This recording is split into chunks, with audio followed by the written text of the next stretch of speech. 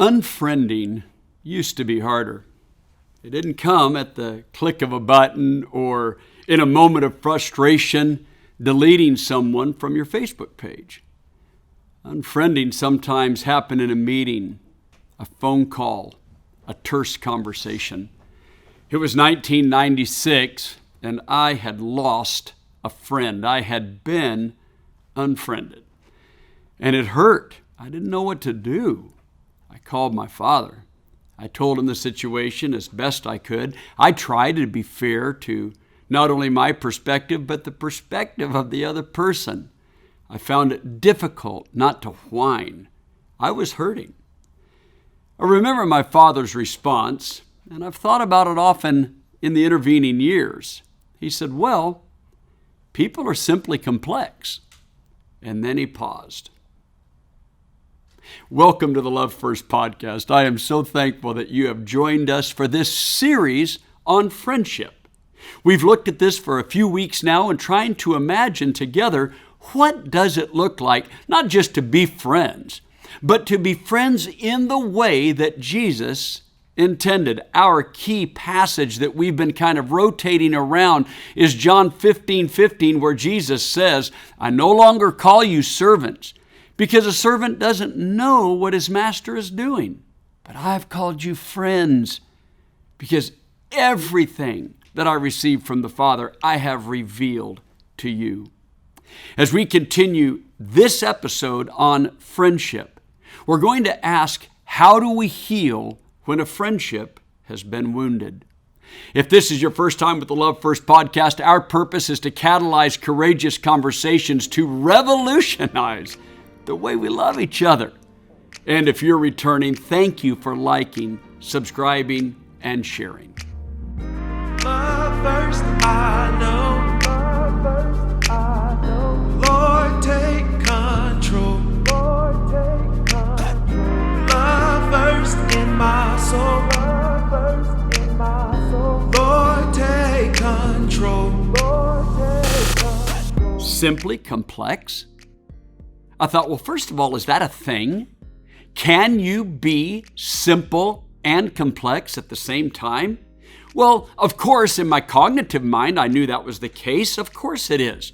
Systems are complex. Solar system, electronic systems, data systems, transportation systems, neurological systems. I know cognitively that systems are complex and that complexity is a real thing.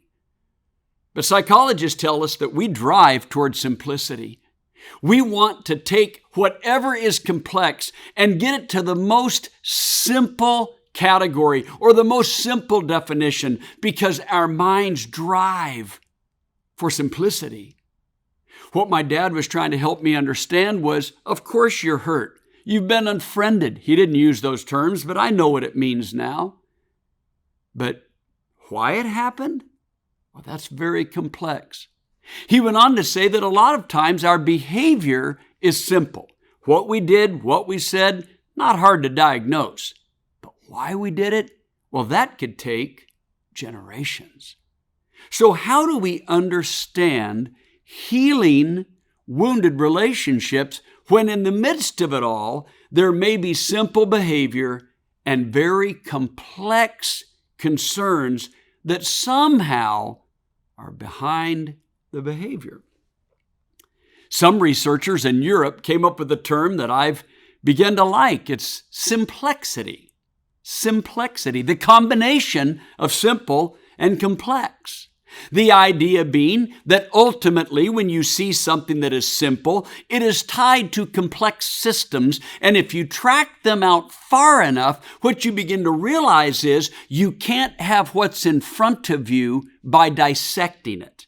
You can't actually take what is right there, the simplest thing, whether it be a meal, whether it be a block of wood, or whether it be a friend. You can't actually know what it is until you eventually get to the untrackable systems that go back into time and space, where ultimately I just have to accept that complexity is a part of simplicity.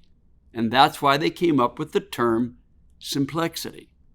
When we look at Scripture, we see this all over the relationships that Jesus navigated. We see it in the stories in the first part of our Bible, where some of the characters, though heroic, are so complex. Their stories are complex enough that we know to edit them. We know that some of this is not safe for vacation Bible school. We know that sometimes if we were to preach on stories, even in the very first book of Genesis, we'd have to be very careful of the wording we use. Simple, yet complex. When we think about friendships, we want to remember that Aristotle kind of described it this way. He said friendships kind of fall out into three buckets, and they're all good, and they're all friends. He said there's friends that are useful. And, this is kind of like that person in my military unit, or the person on my athletic team, or the person that I work with, where the reason we're together is because we have a mission to accomplish, and we're useful to each other in the mission. In no way does that denigrate another person, nor does it suggest that we don't trust their character or care about their character. It just means that what brought us together was usefulness. He says a second bucket could be called pleasure, and we reminded ourselves, don't quickly wander away to immorality. Pleasure can be wonderful, and pleasure can be holy. I think about the Passion Conference that is hosted every year in Atlanta, where thousands of people from all over the world come together to hear the Word of God preached and to praise together and to make connections. But you have to know, as exciting and as pleasurable as that all is, after 3 or 4 days, everybody's going to go home. And so rather than going home with 20,000 friends, I might actually just go back with the friends I came with. It was pleasurable. It was wonderful. And I don't even think anyone meant me any ill harm. It just means that what brought us together was going to be something we could enjoy together. But then Aristotle challenges the concept of friendship and says, but now let's think of something that he termed complete friendship. And he said, obviously, those first two buckets, they could be filled to overflowing throughout the course of your life. People that are useful to you and you are useful to them. People with whom you find pleasure and they find pleasure with you. But what he called complete friendship, he suggested you're not going to have very many. It could be a handful. In fact, later Cicero, reflecting back on Aristotle, said it might just be one.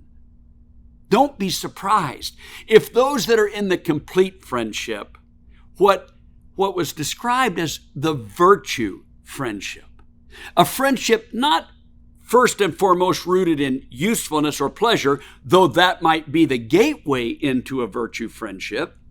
A virtue friendship is where I see in another person the virtue in them, and I know them for who they are, not for what they do or do not do. But they see the virtue in me. And they know me for who I am, not a role I play or a title or how I was useful or pleasurable at some point in life. They actually know us. And I think what most of us realize is we understand the first two buckets, we accept the first two buckets, but we're empty without that third bucket. It was Aristotle who said, who would want to live without friends? And he didn't just mean pleasurable or useful. We want someone that knows us and loves us. We want someone who puts understanding us above agreeing with us. We want someone who will hang in there with us through our not so great days. And we want someone who will truly rejoice with us without jealousy on our best days. We want complete friends. It's interesting that this is how Jesus picks up that word friendship and applies it in John 15. Jesus says, you understand how I'm defining friendship is the difference between not being known and being known. He knew his disciples. They were useful most of the time. They were pleasurable some of the time. And they weren't always that great of friends. In fact, John 15 is spoken right before Jesus gets arrested, and we know they're not going to be very good friends in such a short interval of time. And yet Jesus said, I call you friends because we know each other. So we might think, well, how would I maintain good, useful friendships in a really holy and equitable way? How would I maintain pleasurable friendships in a really moral and ethical way? Well, scholars that study friendship suggest that disposition, meaning my disposition toward others, will have a governing factor on how I look at those relationships. How do I be in a relationship that is useful without using someone else to their detriment? How do I enjoy a pleasurable relationship without using the pleasure to entice or be enticed into something that is detrimental to each other, to society, to our other relationships, or a relationship with God? So scholars say, well, disposition is a factor. One of the reasons that Jesus was such a great friend is because Jesus himself had a disposition that thought of the good of others, not just the good of himself. The Apostle Paul says about Timothy, you got to understand, this guy thinks of others before himself. And Paul even, maybe a little bit of hyperbole, he said, I don't know anyone else like him. I don't have anyone else like him. Paul encouraged the churches, put others' interests above yourself. He encouraged the Roman church, outdo one another in showing honor to each other. So there is a disposition that guards friendships that are in the first two buckets, where both pleasure and usefulness remain beneficial, not detrimental. But would not disposition also be a factor in the success of virtuous friendships? About a month ago, we had on the podcast Dr. Everett Worthington. He spoke to us about forgiveness, and in his discussions on the two-part series that he did, which you can look up in our archives, he talked about humility in relationship to forgiveness. The disposition of humility is necessary for the actions of forgiveness. So the disposition in a virtuous relationship would perhaps begin with humility. The idea that what I am seeing in someone else, they might also be seen in me.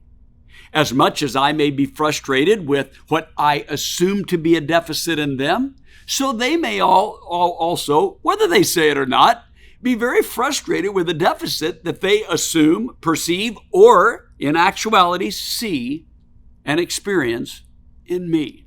So humility basically is the golden rule. It's, look at others, think about others, judge others, imagine others, participate in the lives of others the way you would want them to participate in your life.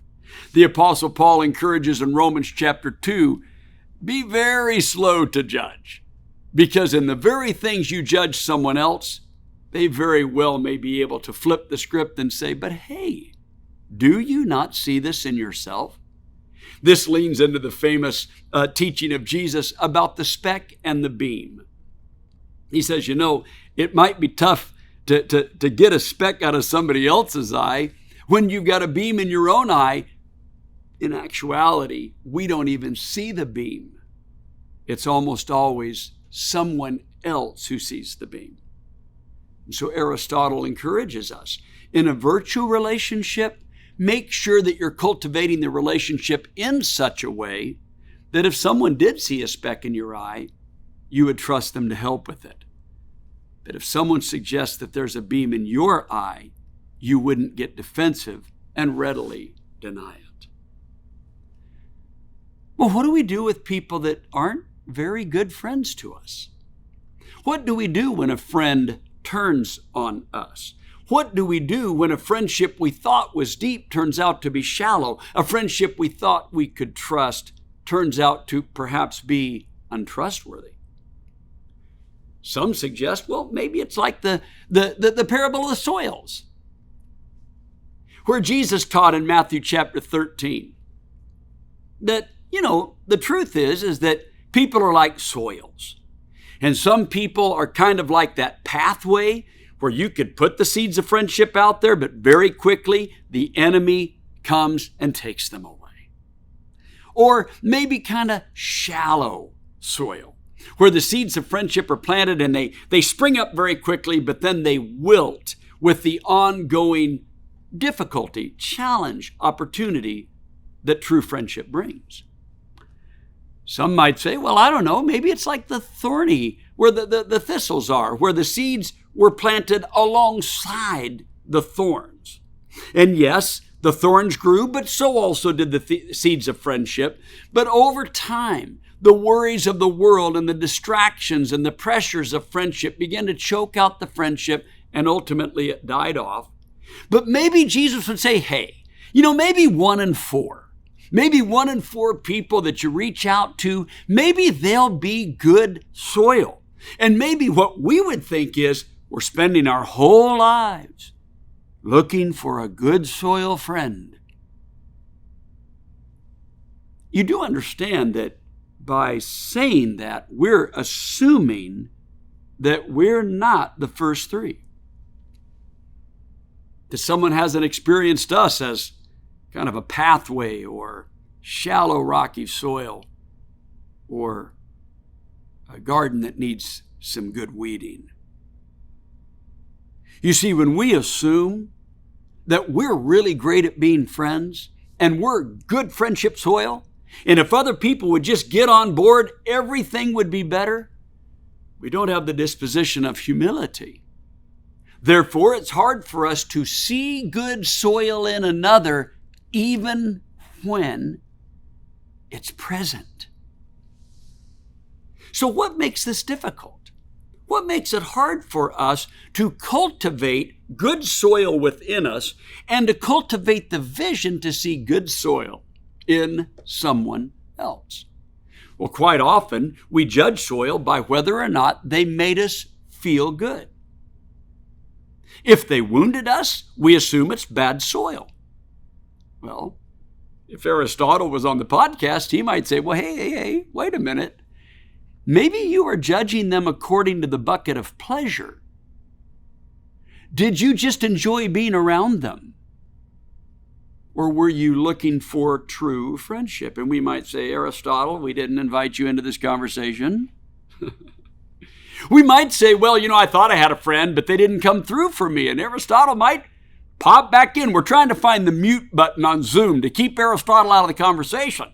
He might say, so were you looking for just a useful friend? Man, well, maybe so. So humility plays such a role in evaluating our disposition.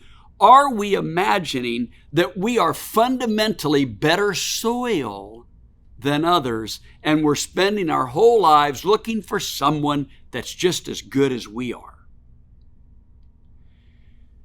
Well, Jesus is never muted in this conversation if he can help it. And Jesus would say, well, you do realize that the people I called friends were about to not be very useful or pleasurable. The people that I called friends were about to deny me.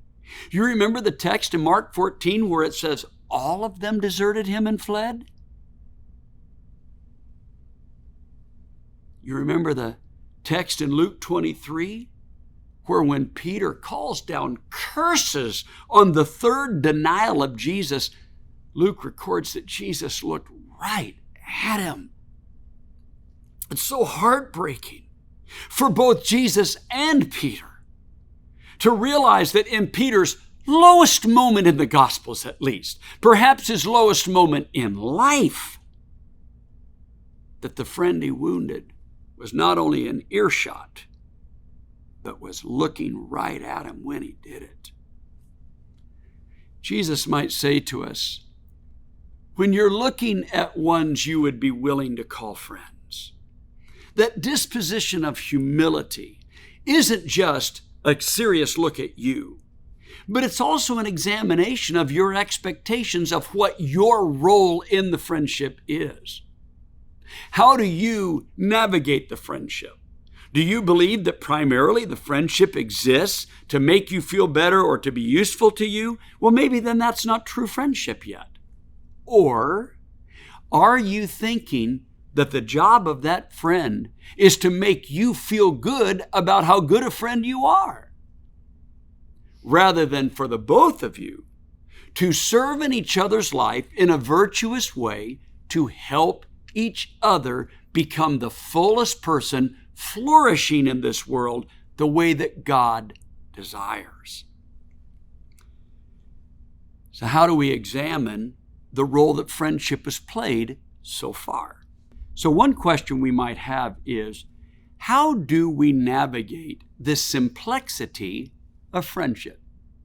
How do we navigate the wound, which in this case I'm calling simple, the actual wound itself, and the complexity of how the wound came about and how we choose to try to heal the wound?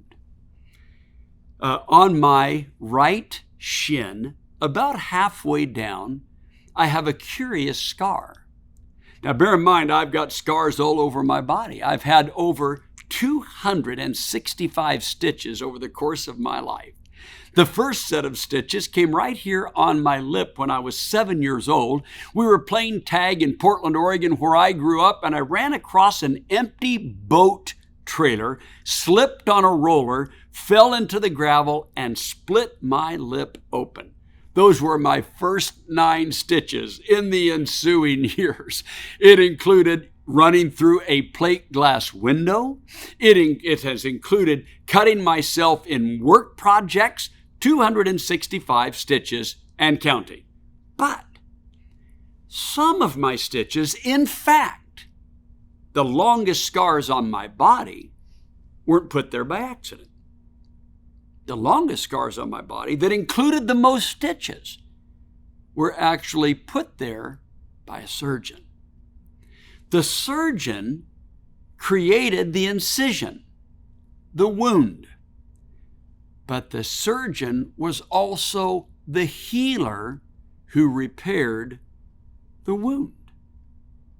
So what I want you to think about is this: a virtuous friend is committed to the relationship, not just to wound, perhaps like a surgeon, but also to stick around and participate in the healing. The Proverbs enlightens us and says, hey, the wound of a friend could be like compared to the kiss of love, right? That a wound of a friend isn't bad, just like the wound of the surgeon wasn't bad. But that doesn't mean the wound didn't hurt, and that does not mean that the wound didn't need to be healed. You see, if the surgeon only wounded, I wouldn't be here. The surgeon stuck around for the healing. In the case of Jesus, is it not true that he wounded Peter? He told Peter he would deny him. Peter said, no, I won't. Jesus said, yes, you will. And he did. And it was Jesus who challenged Peter and said, hey, are you still satisfied with your definitions of love? Or do they need to be upgraded? And this is all in John 21, where John records Peter was hurt. Jesus was a true friend, as Aristotle would say, a complete friend, because he did wound Peter, but he wounded him to help him, and Jesus stuck around for the healing. You might remember that before the conversation was over, Jesus spoke about the impact Peter would have in the future. And he challenged him to live into that impact. And it was Peter that the Holy Spirit commissioned on the day of Pentecost to preach that first impactful, powerful gospel sermon. It was Peter that was led to the home of the first Gentile convert that we know of in Cornelius. You see, the surgeon wounded, the great physician wounded, but the great physician wasn't just interested in wounding. The great physician stuck around for the healing. You see, we're not complete friends, we're not virtuous friends when all we do is wound. I hear people say sometimes, well, someone had to say it. Or, well, I spoke the truth in love. Well, let me suggest this. If you spoke the truth in love and wounded, and you didn't stick around for the healing, you might need to upgrade your understanding of love. You're not a complete friend, a true friend, if you're satisfied with wounding, but not healing. Another powerful example is in the story of Joseph. When we turn back to the book of Genesis, we're near the end. We're in chapter 50. Joseph is healing a broken relationship with his brothers. But look at what he says. He says, so they were afraid in verse 15. They said, what if Joseph holds a grudge against us? What if he pays us back for all the wrongs we did to him? So there's a massive breach in the relationship. This is a broken relationship. And they remember what happened. And they're thinking to themselves, what if he remembers it and holds a grudge? What if the only thing on Joseph's mind is revenge? So they sent word to Joseph saying, your father left these instructions before he died. This is what you're to say to Joseph. I ask you to forgive your brothers the sins and the wrongs they have committed in treating you so badly. Now please forgive the sins of your servants, of the God of your father. When their message came to him, Joseph wept. Now I want to stop on this. Joseph wept. That's simple. Why did Joseph weep? That's complex. Do you notice that his brothers imagined they would circumvent true friendship? They created in their minds a story about their brother. He is probably remembering all of our wrongs like a grudge, and he is probably bent on revenge. So rather than actually going to our brother and asking him, rather than going to our brother and humbly approaching the friendship, in this case among brothers, and saying, can you tell us how you feel? Can you tell us how this impacted you? Can you tell us what you're feeling? They created a narrative that he would remember them as a grudge and that he would be bent on revenge. So they try to leverage the impact of their father. They knew that Joseph had a very special relationship with his father. They knew that he respected his father. So they say, hey, Dad said right before he died that, hey, what you really need to do is forgive your brothers. They were attempting to manipulate the relationship, not heal the wound. How does Joseph respond? Joseph wept. His brothers then came to him, threw themselves down before him. We're your slaves, he said. But Joseph said to them, don't be afraid. Am I in the place of God? Now watch the wound, watch the wounding. You intended to harm me. Now, how would that feel if you were the brothers? Joseph says, you meant to harm me. He doesn't hold back. You intended to do me wrong. Now, you understand that that's what Proverbs is referring to of the wound of a friend. Joseph doesn't dance around it. He doesn't pretend a wound didn't happen. He doesn't pretend that he's not hurt. In fact, he leans into the wound and says, you intended to harm me. And had Joseph walked away at that point, his brothers might have thought, well, we had it coming. We had it coming. He's right. Had Joseph walked away, we might think, you bet, I get it. Been there, right there with you. If we'd have had tea with Joseph out under a tent in the late evening of that day, and Joseph says, man, I met with my brothers. How'd it go? Oh, they sent me this story about a dad's dying wish was that I would forgive them. But it's just one more wound. I'm so sick of it. I'm so sick of it. I wept. And I went in there and I told him, you're right. You did mean to hurt me. And I walked out. And we sip on our tea and we look at Joseph and we say, I understand. But that's not what happened, is it? What happened? You intended to harm me, but God intended it for good, to accomplish what is being done now in the saving of many lives. So then, don't be afraid. I will provide for you and your children. Now watch this, watch this. Genesis 50:21. And he reassured them and spoke kindly to them. Isn't that something? You see, Joseph hung around for the healing. He didn't avoid the appropriate wounding, but he understood this isn't a wound like the one I mentioned halfway down my right calf, a curious scar. I was 10 years old. I was living on my grandparents' farm in Colorado. I was in the 4th grade. My grandfather was dying of cancer. My parents allowed me to go and live at my grandfather and grandmother's farm as my grandfather was dying, and he died later that year. I finished my 4th grade school year there in the same small school that my mom and her siblings went to when they were children. We had 7 students in the 3rd and 4th grade combined at the beginning of the semester, and only 6 of us by the end.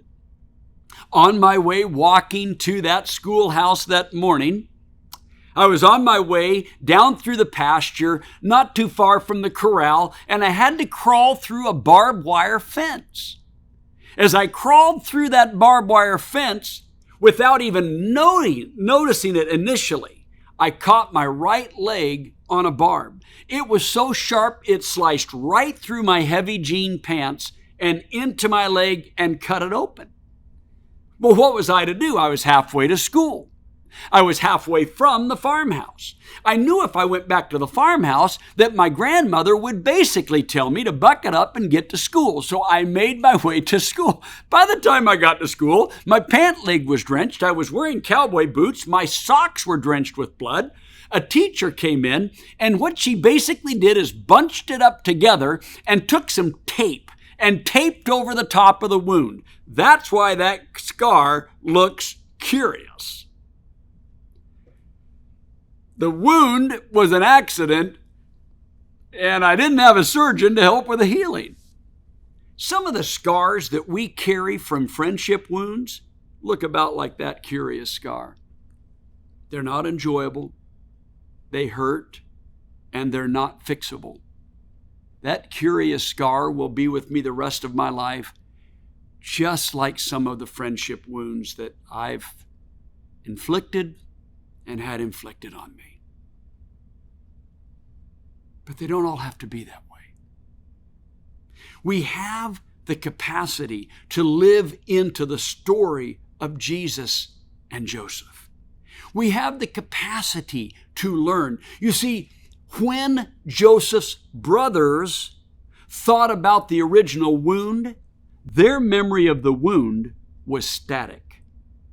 They remembered what happened. They remembered their complicity in the lies. They remembered the lies they told their father, the grief they caused, the shame they carried. But you see, they imagined that Joseph was just as static as their memory, that he's stuck in that wound exactly the same way he always was, so he holds a grudge and he wants revenge. The truth was, Joseph wasn't static. In all the intervening years, well over a decade, Joseph kept growing. Joseph kept processing. Joseph got closer and closer to the Lord. And so what they discovered was the memory was static, but the person wasn't. You see, one of the reasons that we stay and seek to heal wounded relationships is because people are not static. I've often wondered, where did Joseph learn? What did Joseph think about when he thought about that relationship? How did he learn to reconcile a relationship? How did he learn to stay around for the healing after a great wound? How did he learn to speak kindly to people and reassuring to people who right up to the moment imagined that all he would remember is a grudge and revenge? There's a story earlier in the book of Genesis, and it has to do with Joseph's father. Joseph's father, Jacob, had a broken relationship with his brother as well. Twins, always wrestling with each other from the womb. At one point in their relationship, the breach was so severe that the Bible says Esau held a grudge against Jacob and wanted to kill him. They go their separate ways, and they are separated well into their adult life. They marry, they have children, they build their own lives completely separately. But then we find out in Genesis 32 that they're going to have a meeting. Jacob, Joseph's dad, thinks Esau is static. He thinks that Esau will remember nothing but the wound and will carry nothing but a grudge and will seek nothing but revenge. So Jacob begins to try to manipulate the situation. He begins to send gifts, and then over time, he begins to send family members and servants over to meet Esau first. And in the middle of all of that is young Joseph. So there is Joseph with a front row seat to the meeting between siblings who have a wounded and broken relationship. His father trying to manipulate the outcome, imagining Esau as static, having never grown, being bent on revenge because of a grudge. But when Esau shows up, Esau says to his brother, "What are all these gifts? What are all these flocks? What is all this about? Are you trying to buy me?" Oh, Jacob, that's all in the past. Obviously, you've grown, but so have I. You have families, I have families. You have flocks, I have flocks. I don't need any of those things. What I want, Jacob, is you, not your things. I don't need a useful Jacob. I don't even need a pleasurable Jacob. I just want Jacob. Jacob is shocked by the encounter. But I often wonder if Joseph thought back, not on his dad, but on his uncle Esau. I wonder how many times he thought back of how his father, remembered his brother as static, vengeful, grudge-holding, only to find out that his brother was kind and reassuring. The Bible doesn't say that Joseph thought about that. It just says that when the time came, Joseph did it.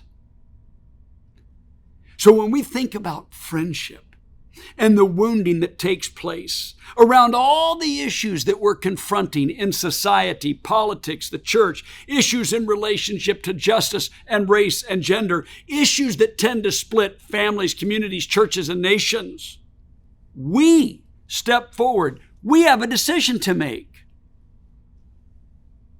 Will we be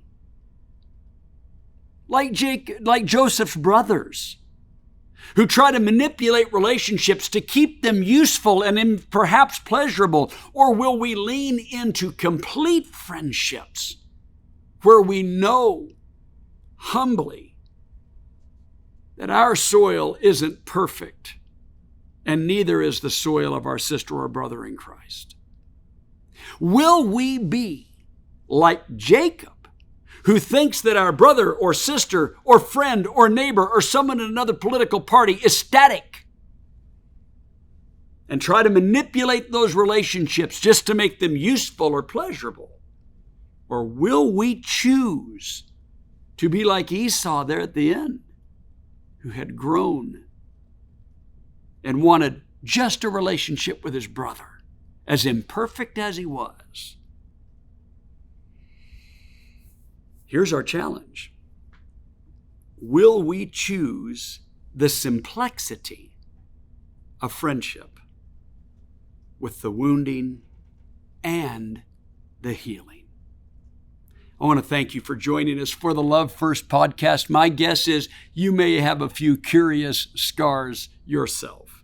Those stories shape who we are, but they don't have to control who we become. Let's choose the healing story of Jesus. Love first,